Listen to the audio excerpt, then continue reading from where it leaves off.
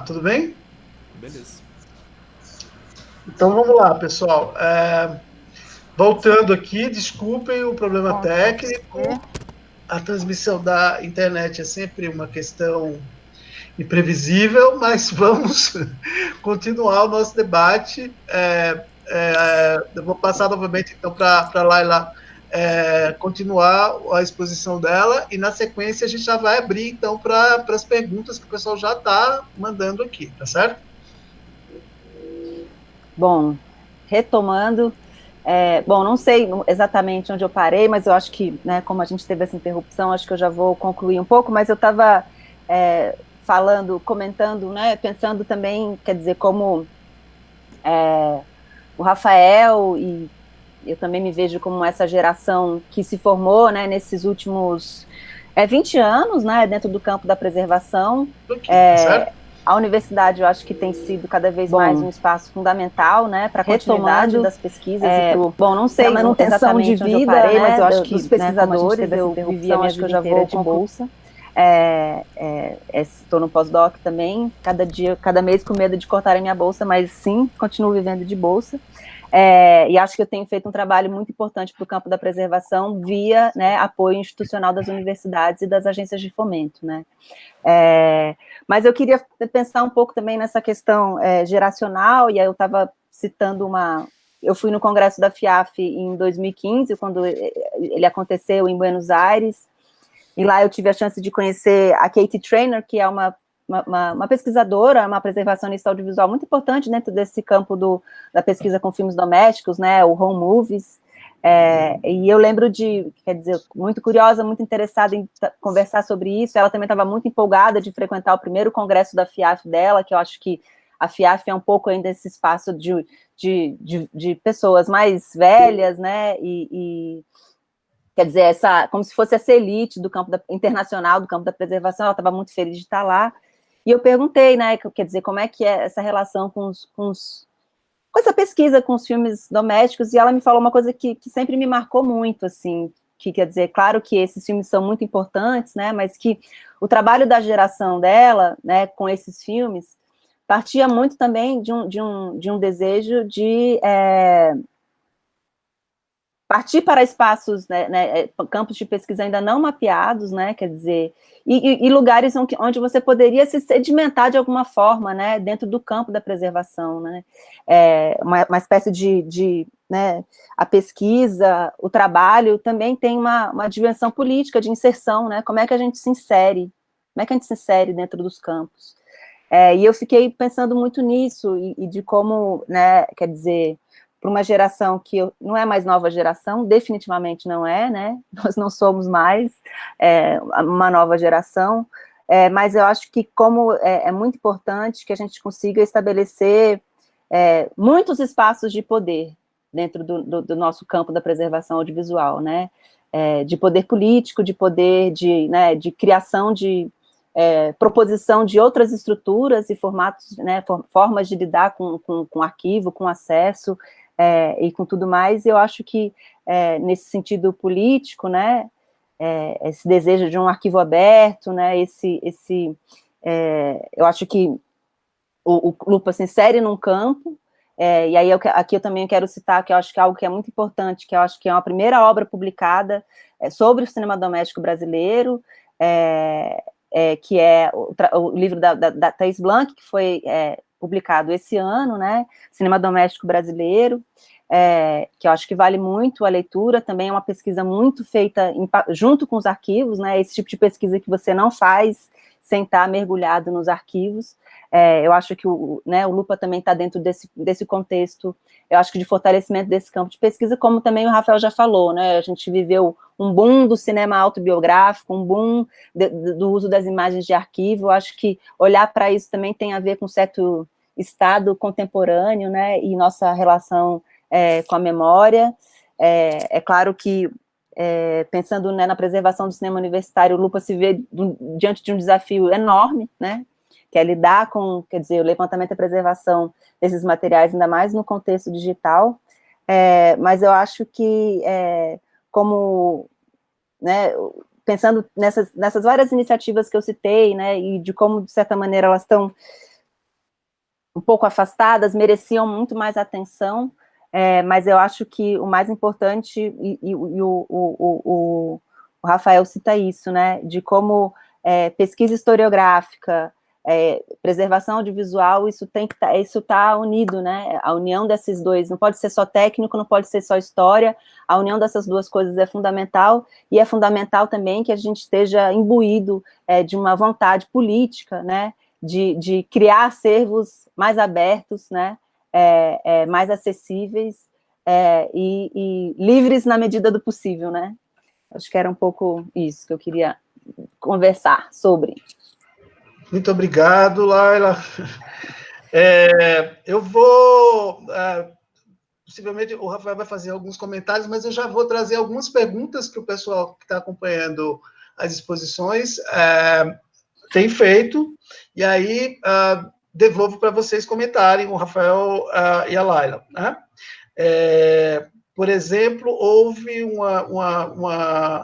algumas pessoas aqui perguntando sobre como vocês enxergam a situação atual da Cinemateca, né? Em termos da situação que, inclusive, não chega a ocupar um espaço na mídia. Eu queria, então, aproveitar e acrescentar a essa pergunta um aspecto que eu acho que no Lupa é muito interessante, que é essa vinculação com o poder local, né? Dentro dessa perspectiva da descentralização, que foi colocada muito na fala do Rafael e também mencionada na fala da Laila, a conexão que o Lupa conseguiu estabelecer com a Secretaria Municipal de Niterói, como possível resposta para essa possibilidade da crise, que também aparece na discussão do arquivo, em termos do artigo, em termos de uma centralização de investimentos que houve na Cinemateca brasileira, e que uma possível saída mais interessante para isso seria justamente essa descentralização. Eu acho que tem várias, tem ocorrido, devem ocorrer outras lives e debates sobre a Cinemateca. Acho que a Laila pode falar um pouquinho, mas eu não, embora seja uma questão fundamental, eu não queria me deter tanto nisso. Até coloquei lá no chat um link para um informe sobre a crise, né? Sobre o que o Samuel perguntou, eu acho fundamental, novamente, esse segundo momento do Lupa em 2017 coincidiu por alguma sorte, com um empenho maior do governo municipal de Niterói em investir no audiovisual. Eu acho, inclusive, que isso foi uma estratégia da prefeitura de Niterói em função desse desastroso governo municipal que está se encerrando agora no Rio de Janeiro.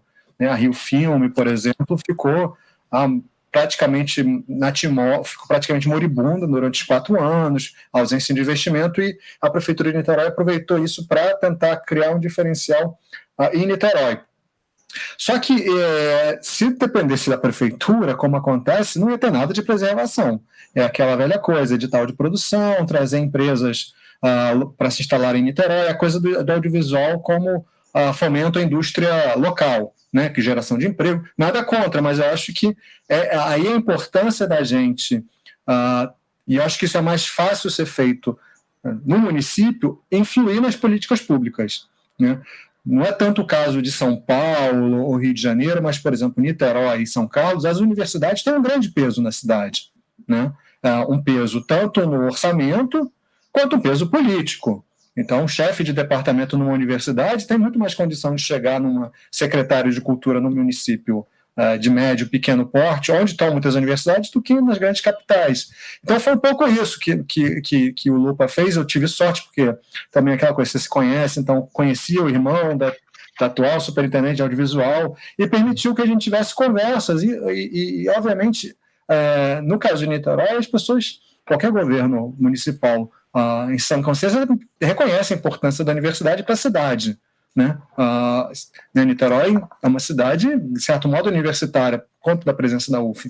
Então, a gente conseguiu se aproximar e influenciar as políticas públicas para que elas aproximassem mais a questão da preservação. Não tanto quanto pode parecer. A gente queria um edital de preservação audiovisual, não conseguimos. Mas conseguimos, por exemplo, criando a linha de fomento à produção, numa linha de pesquisa, tivesse abertura para projetos de preservação audiovisual. Então, são pequenos movimentos. Assim, uma coisa importante também foi a então superintendente de audiovisual, que foi convidada para ir numa edição do Cineop. Então, também essa questão da gente se aproximar dos formuladores de políticas públicas, sobretudo secretários, superintendentes, para que eles... É a função nossa como professores educar, não é só educar os alunos, mas educar, e eu digo particularmente os gestores públicos, sobre como eles podem atuar no campo da preservação audiovisual e colaborar para isso. Eu tenho participado, por exemplo, nos últimos tempos, muito mais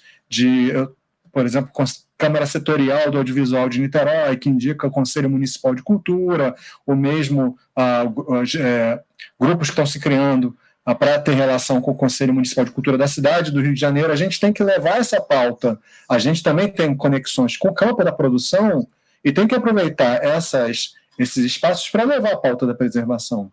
Então, acho assim, é fundamental um lobby político dentro da universidade, fora da universidade. Particularmente, eu acho que a gente tem uma chance maior de ser ouvido nas instâncias municipais. Que é isso também, porque eles têm que se preocupar que eles estão fomentando o audiovisual e onde vai ser preservado isso.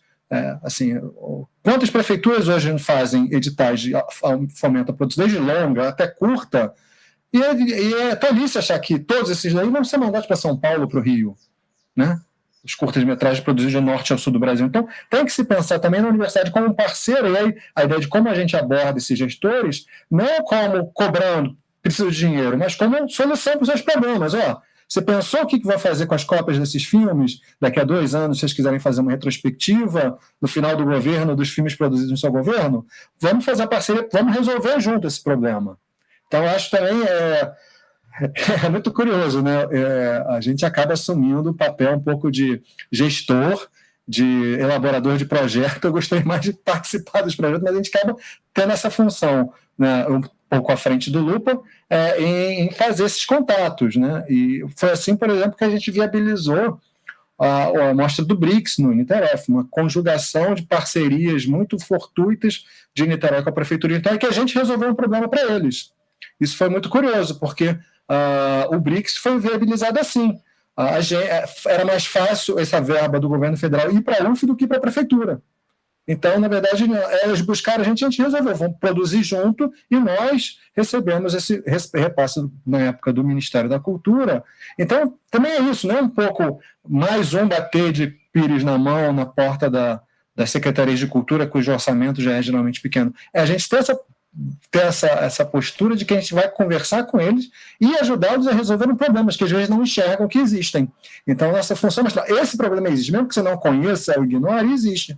Nós podemos ajudar a resolvê-los, né? Ou tentar viabilizar formas de resolvê-los. Enfim, eu acho que é isso. E o que eu até falei num debate recente, eu acho que a experiência do Lupa, eu tenho pensado agora em elaborar um texto sistematizando a metodologia, como a experiência do Lupa pode não ser replicado, né, ou servir de modelo, mas como a metodologia do Lupa pode servir de inspiração para que outras universidades busquem, nesse sentido que eu falei, envolvimento de ensino, pesquisa e extensão, parceria com arquivos locais, busca de parcerias com prefeituras. Então, eu acho que a gente teve algumas conjugações interessantes que eu acho que podem servir de inspirações para as pessoas lerem essa experiência e tentarem repetir, adaptados às suas particularidades locais, nesse sentido de tentar viabilizar algum projeto, novamente, não igual, mas que tenha intenções e objetivos semelhantes. Laila, tenho que você responda. Vou acrescentar aqui um comentário, uma pergunta, na verdade, da Vanessa Rodrigues, desculpa, da Amanda, jornalista, que pergunta o que você acha de massa na Cinemateca Nacional, né? Como é que você vê essa situação de todos os funcionários da Cinemateca? Bom, eu também não vou falar sobre a Cinemateca, porque eu acho que parte também... Eu amo a Cinemateca quer dizer, a gente tem que valorizar, a gente tem que lutar muito pela Cinemateca, mas eu acho que eu vou voltar um pouco, e também, não que eu não ache esse assunto importante, mas porque é justamente isso, né? Como é que a gente também consegue articular urgências, né? Como é que a gente consegue, né, delimitar também quais são as urgências? E aqui eu vou pensando nesse sentido da urgência, né? O Rafael falou dos editais, de tudo isso. Por exemplo, aqui no Distrito Federal, eles acabaram de abrir um edital, chama FAC Cultural, e tem uma linha de preservação e restauração, que é ótimo, maravilhoso, né? Muito bom. Mas aí é curioso, né? Como eu acho que também, às vezes, como a gente não tem uma política pública e uma discussão amadurecida dentro do, né? Acho que tanto dentro das instâncias das secretarias, né? Municipais, estaduais, ou até mesmo dentro das políticas, dos direcionamentos para preservação dentro da esfera federal, né? Não existe uma política, mas existem ações, né? Eu acho que fica também muito evidente como a preservação vira uma espécie de ideia abstrata, né? O Paulo Emílio fala muito nisso, né? Quando ele vai comentar, né, a ida dele, passando por todos os escritórios, fazendo as campanhas com deputados, quer dizer, ninguém é contra, né? Mas também o que significa ser a favor? O que significa compreender, né? Porque a preservação também, ela engloba, e aí se a gente for pensar na dimensão regional, ela engloba muitos trabalhos, né? Então, talvez no universo no qual agora eu estou inserida, né, dentro de Brasília, do Distrito Federal, que eu acho que ainda carece muito de um trabalho que é muito básico, mas para mim é um dos trabalhos mais potentes, que é o trabalho de composição de filmografias, de catalogação e de prospecção dos materiais, né? Quer dizer, o edital não prevê isso. O que seria uma das etapas, se a gente for pensar talvez numa ordem, né? Não existe ordem, a gente também sabe que os processos de preservação também são muito, né? Muito caso a caso, né? Então, eu acho que também existe uma vontade, mas essa ideia ainda está muito guiada por uma ideia muito abstrata, né? Do que seja preservação. E eu acho que isso também tem a ver com a forma como o poder público tem lidado com a Cinemateca, essa ideia muito abstrata do que é preservação, né? Quando se diz que a conta de luz está sendo paga, que o ar-condicionado está funcionando, e os trabalhadores permanecem fora da instituição, quer dizer, é uma compreensão muito precária do que significa preservação. A preservação é, antes de tudo, claro, um campo de conhecimento que infere em maquinários, né, em estrutura, mas é um campo que, para mim, são pessoas, né? A gente preserva porque a gente tem uma espécie de obsessão humana por isso, porque nada, eu insisto muito nisso, nada é natural, né, na preservação. A gente está sempre se movendo contra um movimento natural de destruição. O antinatural é a gente ter esse desejo, que é um desejo profundamente humano, né, de lidar com a memória, de lidar com os materiais fílmicos, né, de lidar com esse desejo de arqueologia, né, a compreensão também de como esse conhecimento se dá e é importante dentro do campo do estudo da história do cinema, né. Então, eu sinto que a crise da Cinemateca tem muitos motivos, né, enormes motivos, acho que tem uma discussão muito amadurecida acontecendo sobre isso, muitos textos, né, o Rafael indicou algumas coisas, mas eu acho que, invariavelmente, a gente está sempre lutando com essa ideia muito abstrata do que é preservação, né, sempre quando né, vai para essa esfera pública, a gente se vê muito diante dessa, né, o que é de fato trabalho, né, o que é de fato preservar.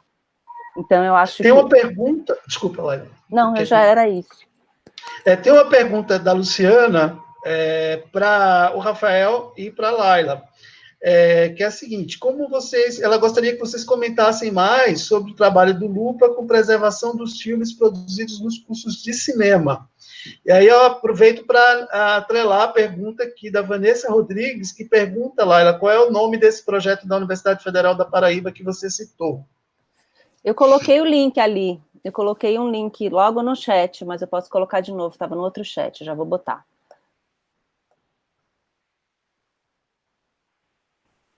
Mas, Samuel, eu vou aproveitar, tentar responder a pergunta da Luciana e responder também a da Margarida, que colocou ali sobre os materiais disponíveis no Lupa, do nosso acervo. A gente criou o Lupa com essa dupla ideia de preservar tanto o material dos filmes, né, o curso de cinema já tem mais de 50 anos, tanto os filmes produzidos no curso de cinema, quanto também esse material não profissional do estado do Rio. E nesses dois campos que o nosso acervo cresceu. Os filmes da UF, tradicionalmente, até os anos 2000, eram feitos, sobretudo em 16 milímetros, e havia um mínimo de controle, porque a universidade bancava, né, disponibilizava os equipamentos e o processo de laboratório, né, a revelação, feitura de copião, tiragem de cópias. Então, esses filmes eram geralmente revelados e copiados na Labocine, havia um mínimo controle da UF sobre as matrizes que ficavam no laboratório, né? Depois a cópia, cada diretor viajava com o festival, etc. Eles eventualmente depositavam na Cinemateca do MAN, alguns depois no Arquivo Nacional e no CTV. Foram feitos projetos para localizar essas cópias e a gente tinha um controle maior sobre os negativos, tanto que depois que a Labo fechou, a UF mesmo foi procurada para direcionar esses negativos e foi meio organizado negativos no CTV, cópias na Cinemateca do MAN. O problema, acho que maior, e uma das coisas que motivou o Lupa, eu não falei ainda, foi o digital. Né? Com a questão do digital, a produção aumentou enormemente do curso de cinema, e essa questão do controle da universidade sobre a feitura de cópias por conta do laboratório deixou de existir. Né? Uma vez que o rapaz ele pega a câmera, ele mesmo leva o cartão de memória dele, ele vai editar às vezes em casa, e a gente nem ficava mínimos controles se o filme foi finalizado, quando foi finalizado. Então, ali também em 2014, esse primeiro momento do Lupa, foi um pouco essa questão, olha, nossa produção já é inteiramente digital e a gente não tem mais agora o menor controle sobre o que está sendo feito, inclusive para ser visto depois. Então, o Lupa, eu acho que a gente está focando, curiosamente, a gente foca no cinema amador mais em película, mais antigo, uma questão e aí de prioridade meio de etapa. E eu acho que no questão da UFA, a gente está focando mais no digital. Então, a gente fez alguns projetos para entrar em contato com os alunos, criar uma mínima rotina de preservação digital dentro do fluxo de produção da UF. Eu posso falar um pouquinho mais, mas a gente criou um sistema online para reserva de equipamentos em que o aluno cria o projeto e ele só encerra o projeto depois que alguém do departamento dá baixa com a entrega da cópia. Mas, obviamente, que isso tem um outro problema, que é uma estrutura de preservação digital, né, que a gente também está... Ou seja, a gente aponta para vários lados e de todos os lados vem problemas e questões que a gente está tentando enfrentar. Mas eu acho que, se eu posso falar um pouco de algo que eu imagino que outras universidades enfrentem, essa questão do fluxo da preservação dentro do fluxo de produção digital nas universidades. Acho que é uma questão fundamental, e quando eu penso em metodologia, inclusive, ampliar uma pesquisa sobre como outros arquivos fazem isso, outras universidades fazem isso, porque a gente precisa enfrentar essa questão. Eu não vejo isso sendo tratado, nem Forcine, nem Socine. Como que os cursos estão preservando seus filmes? Né? A gente está falando digital aí já há quase 20 anos. Né? E aí, o que a gente tem feito mais diretamente não foi esse primeiro projeto, que foi graças ao apoio do CNPq, do Edital Universal 2018, que vem sendo pago aos poucos, mas que a gente fez uma primeira etapa que era fazer a filmografia completa, e aí foi uma filmografia novamente mais desafiadora dos últimos 20 anos, que a gente não tinha levantamento da produção digital feito desde filme de conclusão de curso até exercício prático, mas qualquer filme que tenha sido exibido publicamente, aí foi uma pesquisa junto de festivais, o FBCU, Festival Brasileiro de Cinema Universitário, UF Filme, memória oral, planilhas que professores tinham. Então, quando a gente fala de preservação, a gente está falando, às vezes, de preservar coisa de 2, 3 anos atrás, né? A planilha que o professor da disciplina de preservação tinha com o nome dos filmes, o contato e e-mail. Então, é uma coisa, assim, às vezes, bem básica que a gente está fazendo. A gente conseguiu, foi surpreendente, elencar 800 títulos feitos entre 72 e 2016, e que agora, nessa segunda etapa, a gente está tentando reunir, porque também essa questão da difusão fundamental, isso ficou cada vez mais óbvio durante a pandemia, né? A gente está impedido de ir ao espaço do Lupa fisicamente por conta da pandemia, então a gente está tendo tudo remotamente, e a nossa ideia era também reunir o máximo possível de cópias para criar uma plataforma institucional de visualização dos filmes, que novamente a gente recebe muito pedido já, vocês da Lupa têm o filme tal? Por enquanto não, mas a gente está querendo ter em breve, ou ter pelo menos, olha ali no site do Lupa, os que a gente tem estão lá. Então essa ideia também de colocar tudo online. Infelizmente a gente tem pouca coisa online, além desse material que foi digitalizado ali em 2017, que está no site, a gente recebeu muito material nesses últimos anos, doações de filmes familiares, mas por enquanto todos em película.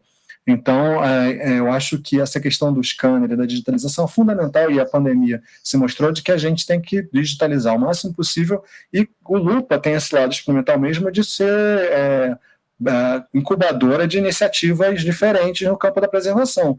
A gente está fazendo uma base de dados dos materiais, eu pretendo botar online e trabalhar o máximo de transparência possível do nosso acervo, tanto como arquivo dentro de uma instituição pública, quanto também como resposta às pessoas que doaram os acervos, verem que o acervo foi lá catalogado e já está disponível as informações que sejam possíveis de serem colocadas publicamente.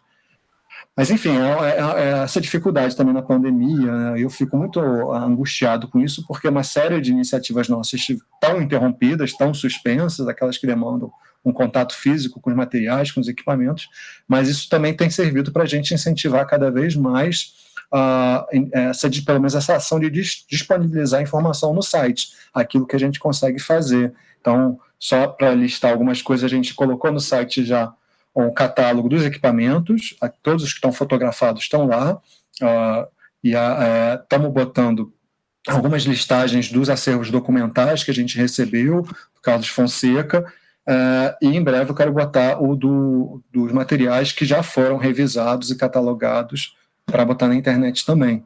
Mas, obviamente, também durante a pandemia a gente tem uma capacidade de trabalho mais reduzida, então isso está indo aos poucos.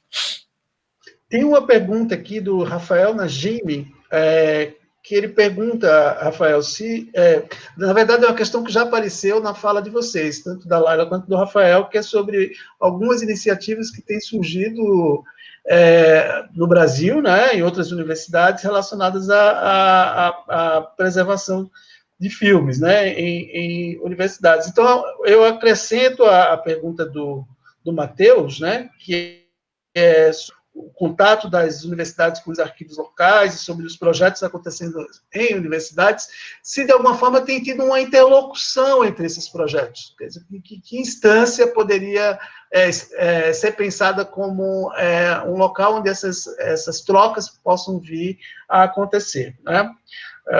Bom, é isso. Aí depois tem outra pergunta da Margarida, mas eu acho que vai para outro caminho. Eu acho que a gente tem tentado, eu acho que essa colaboração internacional é uma coisa que a gente tem visto como uma dessas frentes do Lupa, inclusive para viabilizar projetos, né, o projeto do Festival do BRICS. Uma coisa fundamental foi o APEX, né, a gente recebeu em 2018, pela primeira vez no Brasil, um programa de intercâmbio do Programa de Preservação Audiovisual, nível de mestrado da Universidade de Nova York, chamado Audiovisual Preservation Exchange, que já tinha alguns anos, já tinha feito iniciativas na Argentina, Chile, Uruguai, Espanha, etc. Eu nunca tinha vindo no Brasil, e a gente conseguiu viabilizar a vinda dela para o Niterói e para o Rio de Janeiro, organizada pelo Lupa. E através dessa rede de instituições que já participaram de outras edições do APEX, a gente tem criado um contato muito bom com arquivos latino-americanos, principalmente. O pessoal do Museu del Cine, tem pessoas que estão na Europa e nos Estados Unidos, e tomando contato, eu confesso que é um contato recente, mas que é importantíssimo, com iniciativas como o LAPA, no Uruguai, da Isabel, que a gente acabou se topando já em congressos, tanto em Nova York quanto a SAECA, por exemplo. Tem a Julieta Keldman, que é também do Uruguai, tem um trabalho lá com filmes familiares. Então, a gente tem se encontrado, inclusive, eu acho que essa questão, o Lupa surge também num momento fértil de busca por maior presença da América Latina nessas associações e entidades internacionais, como o FIAF e a MIA, né? Eu agradeço aqui publicamente, inclusive, a iniciativa da Juana Soares, que é também fundamental a gente pensar isso, uma mulher colombiana se transformou na diretora do Programa de Preservação Audiovisual da Universidade de Nova York. E ela, agora, no conselho da própria MIA, é uma que tem lutado para que a gente não fique mais só como nicho daquela mesa de latino-americanos como estudo de caso exótico, mas que a gente participe. E eu acho que isso tem dado fruto. Através disso, por exemplo, só para citar um exemplo bem recente, eu fiz parte da comissão de pareceristas de um primeiro relatório feito pelo think tank ligado ao iFilm Museum, né, que a ideia deles é pensar nas questões da preservação e, através de encomendar pesquisadores à feitura de relatórios, E aí encomendaram uma pesquisadora da NIU, formada na NIU, a Claire Fox, sobre um retrato do que é a preservação audiovisual no mundo nesse último ano, e foi muito bom, porque a gente participou no Parecia que foi possível que esse relatório, que na primeira versão era muito eurocêntrico, tivesse um olhar mais atento para a preservação audiovisual para além dos Estados Unidos e Europa. Então, eu acho que é muito bacana que o que está acontecendo no Brasil, e esse movimento que o Lupa se insere, não é exclusivo do Brasil, e de algum momento a gente tem outras iniciativas mais adiantadas ou menos na América Latina que a gente precisa, sim, ampliar mais a relação, via a BPA, via as universidades. E, novamente, a universidade é um ótimo caminho, a gente já participa de ASAECA, já tem contato com pesquisadores, então, novamente, usar os meios e as ferramentas e os canais que as universidades já têm para inserir a preservação também audiovisual pode ser muito fértil, tanto para a preservação quanto para as universidades. Eu estou agora, por exemplo, estou marcando uma entrevista com uma escola de San Sebastián, na Espanha, que é uma escola de cinema que tem curso de preservação audiovisual para pensar intercâmbio. A gente, é muito curioso, né? Lá, eu, vários colegas fizemos intercâmbios, mas através de projetos que não tinham nada a ver com a universidade. Eu fui para a Filmoteca Espanhola para uma bolsa do governo espanhol.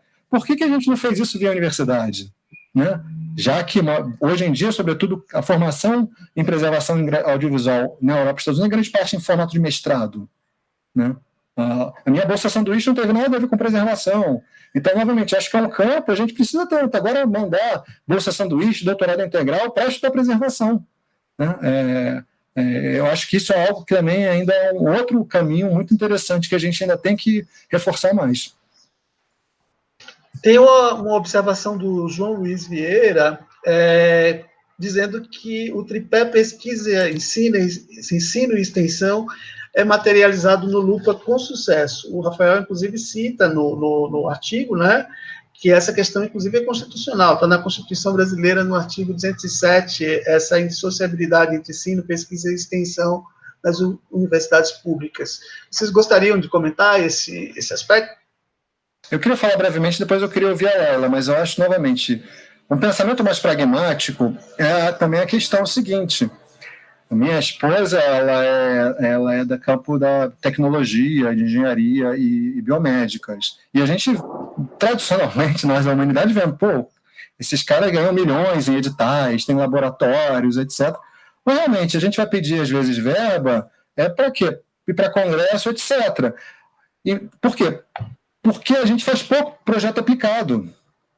Projeto aplicado com tecnologia é algo que o governo incentiva, né, desenvolver tecnologias. Uma das coisas que eu estou tentando pensar, inclusive, é como o Lupa é uma tecnologia social. Né? Pragmaticamente, porque isso nos permite obter recursos para preservação audiovisual. Né? Porque a gente está criando uma tecnologia social, não é inventando coisa, adorando a pílula, é falando a verdade. A gente está criando uma tecnologia social, está desenvolvendo práticas tecnológicas nacionais, está desenvolvendo metodologias para soluções de problemas concretos. Então, a gente tem que saber transformar isso em projetos que permitam os recursos que a gente precisa. Né? Então, eu acho que é um pouco isso, é um pouco essa estratégia que a gente precisa, e de que também? Extensão. Né? Extensão é algo que a gente, talvez é um tipo de recurso que a gente pode acessar, que a gente precisa acessar, e a gente merece acessar. Porque, de fato, esse trabalho de preservação audiovisual é extensionista na sua essência. E uma das questões, realmente, que a gente faz pouca extensão, me parece, nos departamentos de cinema. A gente faz muita pesquisa e ensino. Então, também eu acho que a ação de preservação, novamente, traz benefícios para a gente no sentido de equilibrar esse tripé. Enfim, mas eu passo para lá, que eu acho que ela também pode contribuir com... Eu estou falando muito de coisas da UF também, não sei se é uma impressão mais subjetiva minha. Não, eu só ia complementar, porque eu acho que também tem... Acho que essas iniciativas, por exemplo, eu penso muito, por exemplo, na iniciativa do Grupo de Historiografia Audiovisual da Universidade Federal do Juiz de Fora, né, e até mesmo São Carlos como essa espécie de núcleo, né, em que esse pensamento de preservação e de história do cinema brasileiro está unido. Mas aí eu acho que sempre... eu acho que interessante você falar tudo isso, né, também de como construir também um léxico mais efetivo para conseguir tanto recursos, ou também para tornar essas ações mais vendáveis, né, e conseguir dessa forma também, eu acho que seria muito interessante criar essa rede também muito nesse sentido. E aí até uma pergunta que eu faço para o Samuel, e para quem é da UFSC, quer dizer, existe esse desejo de ter um arquivo, por exemplo, universitário, quer dizer, quais também são as dificuldades enfrentadas nesse lugar, né, quer dizer, de como que também as universidades quer dizer, o professor no Brasil, ele tem que ser tudo, né, não existe só o pesquisador, não existe só o gestor universitário, não existe, né, você tem que fazer de tudo um pouco, mas é interessante pensar que eu acho que existem germes de possíveis arquivos universitários, né, mas eu também fico me perguntando, quer dizer, como é que isso se dá dentro da máquina, né, e dentro também de uma estrutura que a gente, né, que tem que se fazer tanta coisa, mas eu acho muito interessante pensar nisso, né, quer dizer, como que né, tecnologia social, né, práticas tecnológicas, isso, a preservação, ela é a lida constante com a tecnologia, no fundo, né, e é muito interessante, né, como de repente a gente está pensando em aspectos que são muito das ciências humanas, mas também talvez criar um campo, né, de atuação que vá para esses outros lugares, assim, eu acho que isso talvez seja muito importante, né, aqui na época que quiseram transferir a Cinemateca para Brasília, né, teve uma conversa com o senador e tudo mais, e aí é isso, você tem o futuro, né, o futuro que interessa os políticos, né? E a gente, de certa forma, o nosso léxico está nessa coisa do passado. Claro que é isso, né? Mas como é que a gente pode ser um pouco mais esperto nesse sentido, né? Quer dizer, de como a preservação se vincula mais a um futuro, né? Do que a eu acho que tem essas jogadas que são importantes. Eu acho que esse diálogo nosso com vocês é um indicativo bem real, concreto, do nosso desejo na UFSCar de desenvolver essa área, vamos dizer assim, né? Várias iniciativas eu acho que têm concorrido para isso, desde os trabalhos de pesquisa que vêm sendo realizados, a própria jornada de estudos em história do cinema brasileiro, né? Mas tem uma questão que acaba sendo muito desafiadora, que e eu aproveito para devolver para vocês a discussão, que é a questão tecnológica mesmo, né? Então, nesse sentido, o patamar em que o Lupa chegou, eu não sei se o Rafael caiu ou se ele está só... Eu estou aqui, vocês estão me ouvindo? A gente está te ouvindo, mas não está te vendo, mas tudo bem, você está aqui. Tá. Então, esse aspecto tecnológico, eu queria que vocês comentassem um pouco, porque isso é muito interessante do ponto de vista de pensar.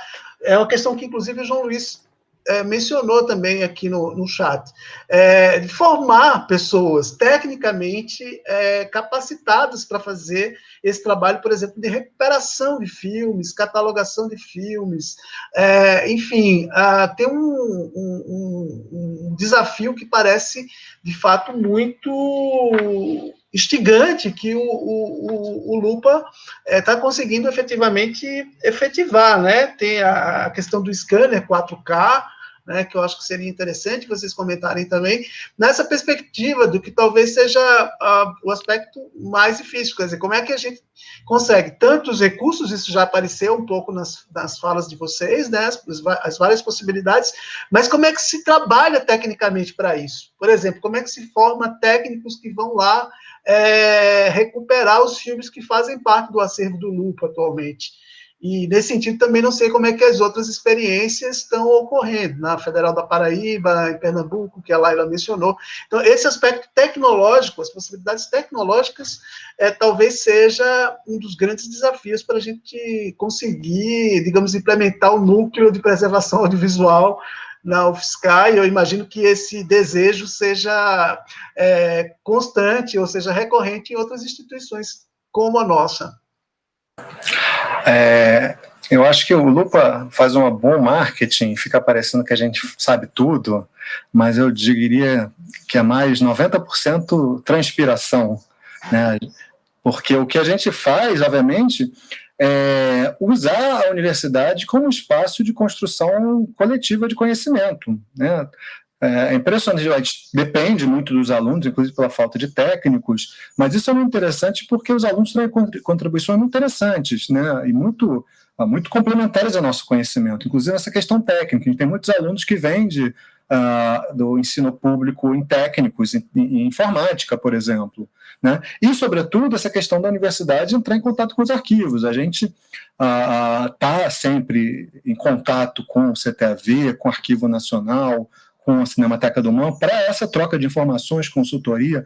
Dentre os membros do Lupa, por exemplo, a gente tem pessoas que trazem muito conhecimento. A Fernanda Coelho, por exemplo, é uma última aquisição importantíssima, veio para o Lupa fazer uma oficina. Então, não precisa necessariamente que um departamento de cinema tenha esse conhecimento técnico. Tem mais a iniciativa de buscar pessoas que podem auxiliar. Né? Novamente eu falo, estou fazendo muito mais gerenciamento de projetos. A compra do scanner, por exemplo, foi uma discussão que começou desde o Apex. A gente pediu, inclusive, que eles fizessem uma oficina para a gente sobre escolha de scanners. A gente conversou muito com pessoas do mercado, né? Inclusive a gente viabilizou a compra através de um profissional aqui do Rio que se tornou representante dessa marca. Então, assim, eu acho que também não pode paralisar esse tipo de iniciativa, no sentido de não ter esse conhecimento vai se adquirir ou vai se conseguir colaboração. Foi um pouco um desvio que, na verdade, eu decidi dar nas minhas pesquisas para preservação, né? O meu pós-doutorado aqui foi um momento, inclusive, de sair um pouco da preservação e voltar à história, mas você se dedicar, inclusive, esse é um problema que a Laila falou mesmo, é muito personalista, então você vai ter que, em vez de pedir o seu projetinho que você quer pedir no Universal, pedir uma coisa para o laboratório, né? Direcionar os recursos que o professor sempre, o seu CPF, para o laboratório. Então, é um pouco se dedicar à construção desse campo, que através de financiamentos quase sempre via projetos individuais, pessoais, na universidade. Esse é um dos problemas, né? A gente não faz um projeto em nome do Lupa. O projeto é sempre em nome do Rafael. Né? Essa é uma problemática. Por que eu não posso fazer em nome do Lupa? A gente tem tentado, inclusive, que o Lupa vire, congregue pesquisadores e vire não seja só projetos que partam da gente, mas que a gente abrigue. Pessoas busquem projetos e que encontrem um abrigo no Lupa, incentivo, apoio. Por exemplo, a Vanessa, que está assistindo aqui, minha orientanda do doutorado na PPG-Cine, a pesquisa dela, ela fez o mestrado em Juiz de Fora, e a pesquisa dela no doutorado é com o acervo da Funalfa, de Juiz de Fora, que a gente está, através da pesquisa dela, tentando criar uma parceria com a Funalfa para viabilizar a recuperação dos filmes que ela vai trabalhar, que eles não têm condição, filmes em Super 8. Então, também é isso, você agregar, virar essa referência dentro da universidade para a preservação audiovisual. Não que você vai ter todas as respostas, mas que via essa referência você ajuda a chegar nas pessoas que podem ter essas respostas. Né? É essa rede, tudo vai ser construído em rede. Né? E acho que quanto mais experiências semelhantes ao Lupa, maior essa rede e mais fácil o trabalho de todos nós.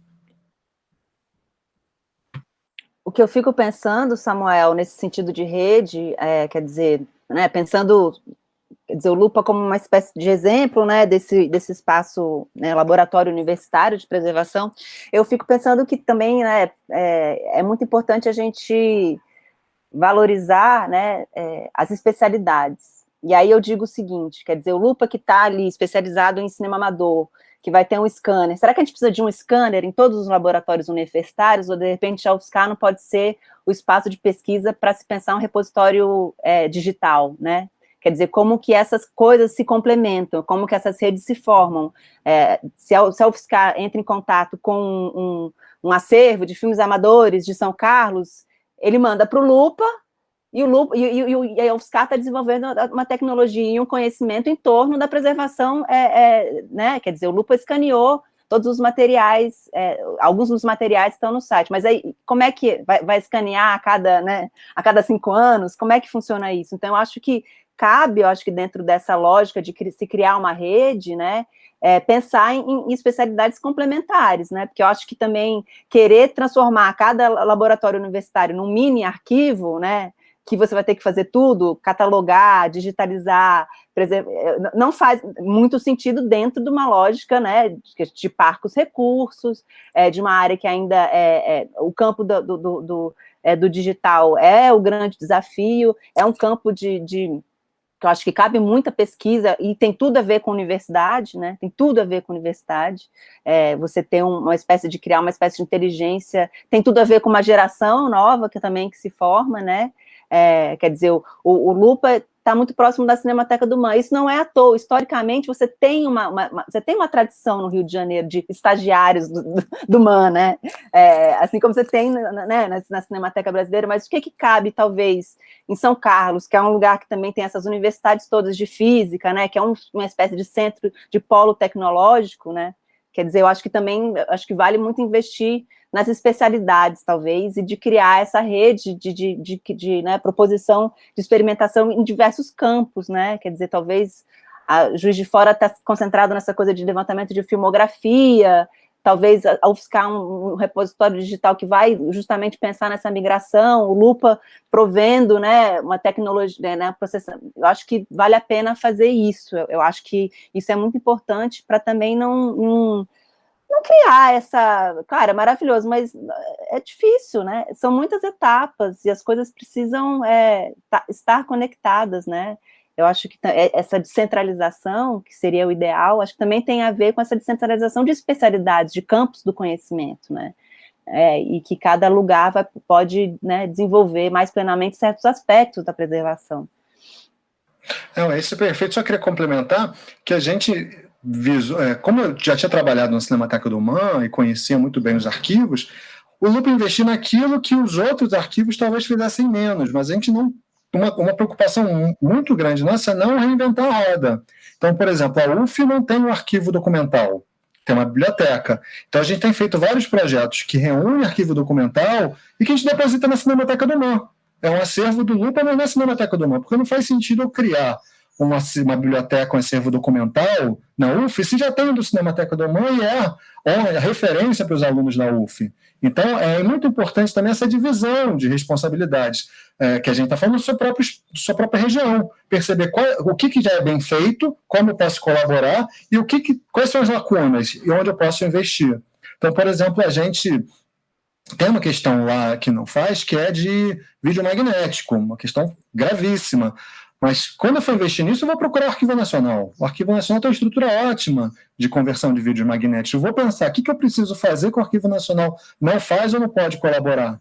Então, eu acho que é parte disso, de você criar um diagnóstico do campo da preservação na sua região e ver quais são as demandas e onde é o ponto estratégico. Não é que fazer tudo, mas uma especialidade e um foco. Né? Eu acho que, na verdade, como eu falei, a ideia do Lupa é inspirar para ser readaptado com as demandas, as particularidades, os potenciais de cada espaço. Não de modo algum, eu só sugiro que a experiência do Lupa deve ser repetida ipsilíteres em outros espaços. Seria tolice, cada uma tem as suas especificidades. Isso é sensacional, é muito interessante, porque justamente a gente vai visualizando, vai mirando essa possibilidade concreta de compondo uma rede de preservação audiovisual colaborativa, né, em que uns e outros se apoiam e permitem, com isso, um fortalecimento da própria preservação. Tem um comentário da Fernanda Coelho, agradecendo a citação, ela diz que se sente privilegiada de poder participar desse projeto, foi mencionado na fala do Rafael. E aí eu queria aproveitar e perguntar também sobre os filmes, né? No artigo é discutido o Carnaval de 1937, mas a gente sabe que o Lupa vem trabalhando, inclusive, com a recuperação de outros filmes que a gente já teve a oportunidade de ver na própria UFSCar, na jornada de estudos sobre história de cinema brasileiro, uma cópia que o Rafael e o Reinaldo Cardenucci trabalharam do Acabaram-se os Otários. Então, vamos falar um pouco sobre os filmes, como é que eles fazem parte, como é que eles são... Na verdade, a gente fica imaginando como os filmes que chegam, dentro dessa perspectiva que foi apontada de um diálogo com o Estado do Rio de Janeiro, para além da cidade, né? Assim, a ideia do espaço fluminense, como é que chegam esses filmes, como é que se prospectam esses filmes e como é que se dá a escolha de quais serão os filmes que serão efetivamente trabalhados em termos de recuperação. Bem, porque, claro, o Reinaldo, o Lupa também, ele busca cooptar as pessoas bacanas para o campo da preservação audiovisual. Então, o Reinaldo ingressou na UF há alguns anos, né, no concurso, é um grande historiador e a gente tenta puxar ele para cá. Ele meio que sugeriu essa questão do Acabaram os Otários, que é muito interessante, a gente tem participado de alguns debates esse ano. O Acabaram os Otários passou em Bogotá, vai ser exibido agora na SAECA, vai passar na MIA, e os debates são muito interessantes, a gente aprende muito, e eu acho que o Acabaram os Otários isso surgiu num debate recente, é quase um manifesto do Lupa, né? Porque, de fato, surge como uma pesquisa acadêmica, né? Uma coisa que eu vinha pesquisando, apresentando aí com os colegas da UFSCar, acompanharam na jornada, na Socine, né, no Seminário Temático de Cinema Brasileiro, uma pesquisa sobre Luiz de Barros, que a Luciana também faz, Carlos Roberto, várias pessoas. E dali surgiu um projeto de preservação, né? Ou seja, um projeto de preservação que a gente fez, que na verdade não usou nada além do que a universidade já dispõe, uma ilha de edição, alunos que sabem editar, então, ou seja, as ferramentas da universidade para a produção audiovisual serem voltados para resultar num projeto que surge de uma pesquisa acadêmica e que resulta numa ação de preservação. Então, nesse sentido, eu acho que o Acabaram os Otários, mesmo que isso não tenha sido pensado na origem, o resultado dele é quase um manifesto dessa intenção do Lupa de como a preservação, a educação e a história estão juntos, né? Porque isso poderia ter sido feito em qualquer outro lugar. E outra coisa, como a gente fez sem grana nenhuma, e como era um projeto universitário, a gente contou com a colaboração dos arquivos, que cederam praticamente de graça as imagens, porque, enfim, é uma pesquisa acadêmica, não é um filme comercial, né? Então, a universidade previu o mínimo equipamento técnico, o saber técnico, o conhecimento histórico e a chancela para um projeto que, de fato, foi feito com a finalidade, né, de gerar um produto cultural que vai ser disponibilizado livremente. Então, acho que não foi previsto, mas conversando muito com o Reinaldo, a gente tem visto como ele simboliza, né, simbolizou, se expressou algumas dessas intenções do Lupa. E quanto ao acervo, a Fernanda até fala isso, né, falou isso na última vez que esteve lá na UF. A partir do momento que você cria uma certa estrutura, e sobretudo isso que me chama muita atenção, você vira uma referência, né? Porque é impressionante como a sociedade vê a universidade como referência de conhecimento e vai buscar, quando tem qualquer dúvida, quem na universidade responde por esse campo. Por isso que é importante também ter a presença da preservação, porque as pessoas vão buscar a universidade em busca de referência. E aí muitas coisas vêm, né, naturalmente, doações, ou também essa relação, por exemplo, um acervo que a gente recebeu, era uma moça que estava com o acervo do pai, procurou o CTV falou, olha, é um acervo de Niterói, por que você não procura o Lupa? Assim como a gente já indicou algumas pessoas com filme 35mm, falaram, não, procura a Cinemateca do MAN, procura o CTV.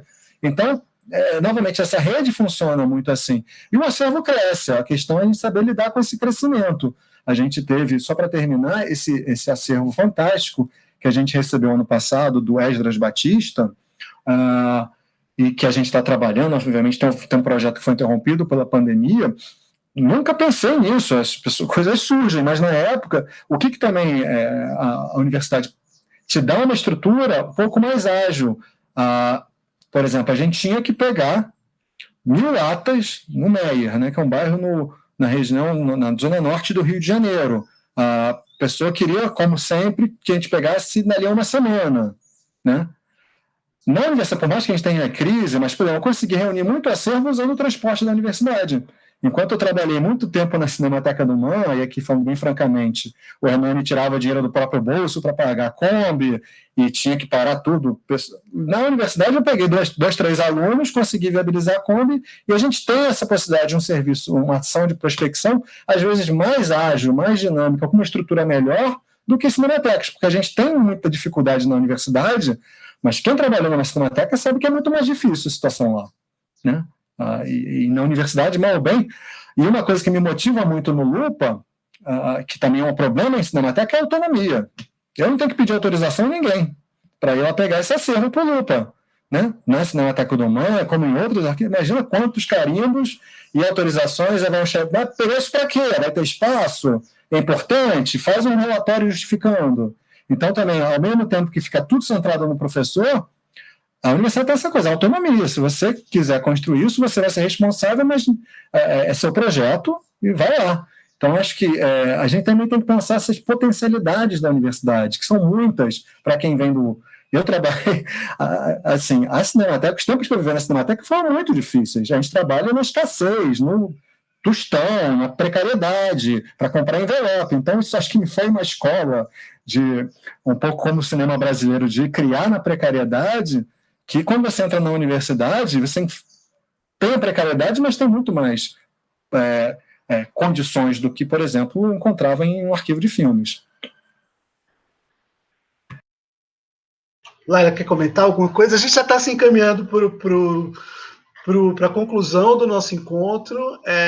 Eu queria deixar, então, esse tempo final livre para que vocês façam as suas observações finais, já agradecendo muito. Eu tenho certeza. A imagem da lupa é incrível, né? Porque, de fato, se ampliou assim, enormemente as possibilidades que a gente pode vir a ter, concretamente, de pensar a preservação audiovisual a partir da universidade, a partir dos exemplos que vocês trouxeram, com base na própria experiência, com base em projetos que estão se tornando, que são de fato realidade. A gente fica, está acontecendo comigo, eu imagino que deve estar acontecendo com muitas outras pessoas também, a vontade de avançar nesse tipo de trabalho, no investimento das políticas que sejam possíveis para que essa ideia da preservação audiovisual de fato seja reconhecida com a consciência e com a importância que ela instiga e que ela, de uma certa forma, permite, em termos da gente pensar uma realidade muito diferente daquela que a gente está vivendo atualmente. Então, com esse exemplo fantástico, com essa discussão, esse estudo de caso maravilhoso, que abre muitas luzes, que amplia muitos horizontes, eu queria, então, passar a palavra final para a Laila e depois para o Rafael, e a gente conclui agradecendo enormemente a todas as pessoas que estão aqui, que participaram do nosso debate, que enviaram perguntas, que acompanharam as questões, que tiveram paciência com os problemas técnicos que sempre acontecem, mas eu tenho certeza que sai todo mundo, que fica todo mundo extremamente estimulado pela oportunidade que a gente teve desse debate hoje à tarde. Então, por gentileza, Laila.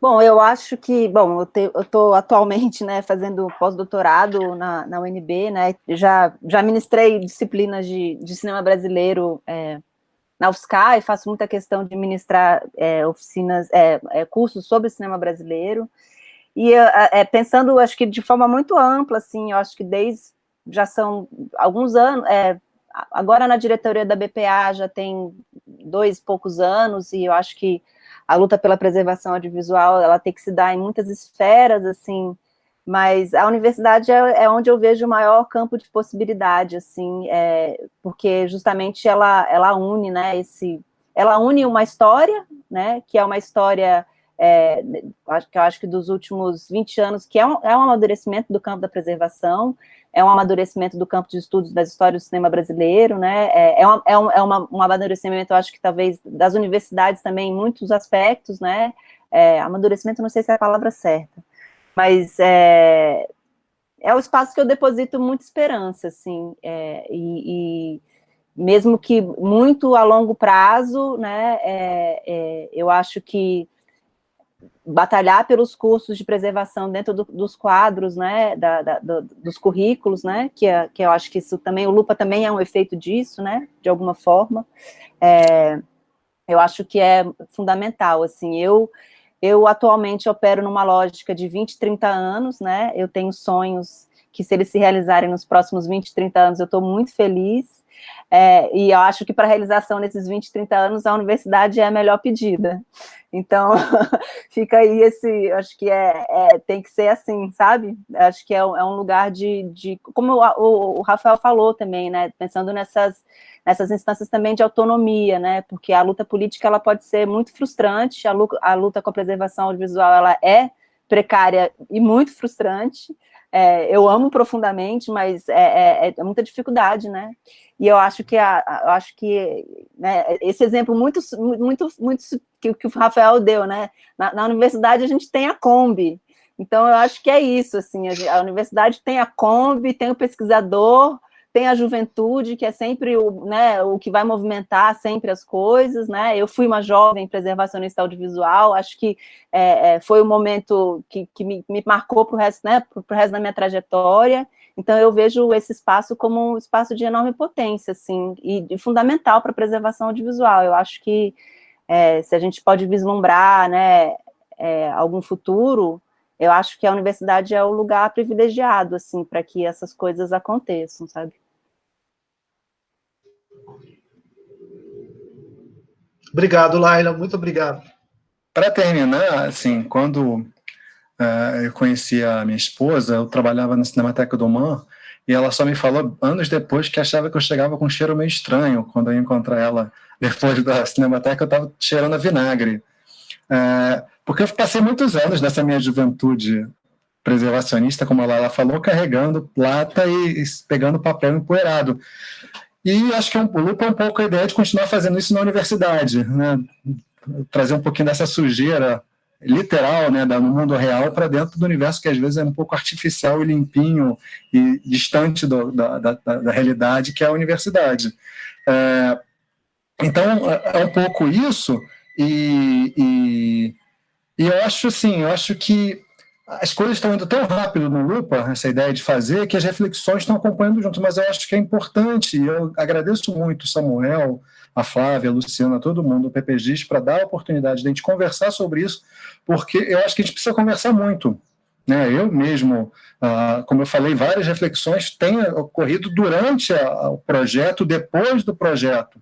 Né? Obviamente que a gente tenta traçar um planejamento das ações, mas o que elas significam, o que elas podem significar, isso são reflexões que estão surgindo a todo momento. Então, é uma coisa muito rica. Eu espero que a gente possa trazer essas discussões para vários outros espaços e várias outras oportunidades, assim, porque eu fico feliz que o Lupa possa ter esse caráter de inspirar, estimular, porque, na verdade, a nossa iniciativa no Lupa foi porque outras pessoas antes nos estimularam, nos inspiraram a seguir nesse caminho. Então, acho que é um pouco isso de passar adiante esse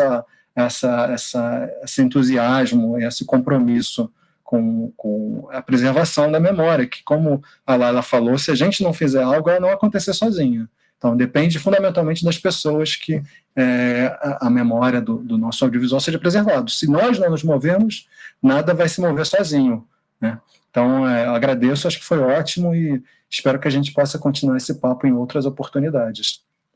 A gente vai continuar assim, Rafael. O Cinemídia tem essa intenção de continuar com a pauta preservação audiovisual absolutamente presente, justamente pela importância que a gente reconhece em relação a esse tema e ao trabalho que pessoas como vocês têm realizado, podem inclusive compartilhar e nos ensinar também a seguir pela mesma trilha. Então, eu queria mais uma vez agradecer a todos e a todas, a equipe que produziu, os colegas professoras, Suzana, Flávia, Luciana, Margarida, ao Felipe, que fez a transmissão, ao Max Assis, que fez a programação visual, e, sobretudo, ao público que está aqui acompanhando, as pessoas que vieram participar, e, mais uma vez, enormemente agradecer ao Rafael e à Laila por essa oportunidade de terem ampliado tanto a nossa visão e conhecimento sobre preservação visual.